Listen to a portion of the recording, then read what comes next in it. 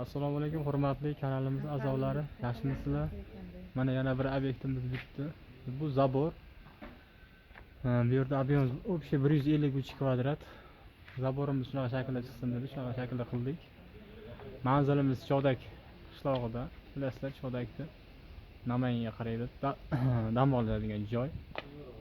Devor antiqa edi. Qo'ldan kelgancha chiroyli qilib qildik.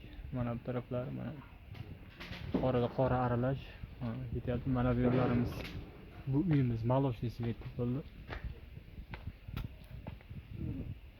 Молочный chekalar seriy. Arkalarimizni ham seriydan qildik. Uyga cheka seriy bo'lsin. Bu tarafdagi uy ham shunaqa cheka seriy ekan, o'rtasi sarg'ish ekan. Xuddi shunaqa qilib bering dedi. Mana hozir endi laklab tugatyapti. Hozir ishlari bor yana. Bu darvozaxona, bu garaji. Boshqa shaklda chiqdi. Tepasiga bir qatordan gap yurgizdik. Bu taraf seriy qora. Bu yerda ham shakl berib chiroyli qildilar mana. Ancha. Bu ham dumaloq chiqqan, bu neobычный chiqib chiroyli chiqdi. Kanalda yangilar bo'lsa like bosib obuna bo'lib qo'ysak bo'lardik.